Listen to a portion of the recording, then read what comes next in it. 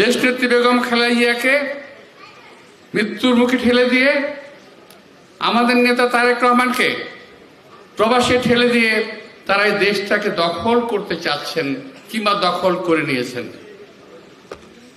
প্রিয় ভাইয়েরা, আমরা কি এই দখল সত্য মেনে নেব? আমরা কি তাদের বিরুদ্ধে প্রতিবাদ করব না? আমাদেরকে তো শহীদ রাষ্ট্রপতি জিয়া রহমান প্রতিবাদ এবং প্রতিরোধ করতে শিখিয়ে গেছেন।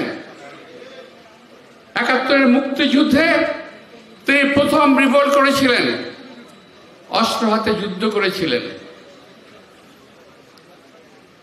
তো আমরা তো তারই সৈনিক, তাই না? আমাদেরকে ওনাকে ফলো করতে হবে।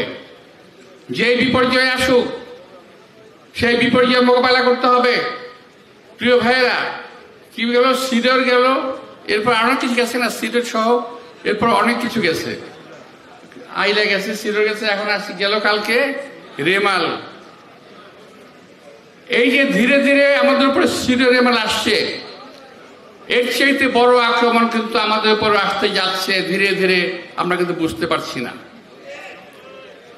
যারা বুঝতে পারছেন তারা হয়তো বলছেন না। এই দেশটা কিন্তু রাহু গ্রাসে চলে যাচ্ছে, এই দেশটাকে গিলে ফেলার চেষ্টা করা হচ্ছে। এই দেশের মানুষের গণতন্ত্র নস্যাৎ করে দিয়েছে, কথা বলার অধিকার শেষ করে দিয়েছে। যদি আমাদের কখনো মুখ খুলতে হয় আমরা খুলবো, গালি দিতে হয় আমরা গালি দেব। যা বেড়েছেন অতটুকুই থাকেন, এর চেয়ে বেশি পারবেন না। এটা কিন্তু দলীয় এবং জনগণের হুঁশিয়ারি। আপনাদের এত কথা বলেন যে বগল দাবা করে নিয়ে যে কত লোক নিয়ে ঘুরে, এরা কারা? এই বেনজিরকে, এই আজিজকে, আরো আছে একজন, কি নাম ভদ্রলোকের, দিলীপ বড়ুয়া বোধ হয় না?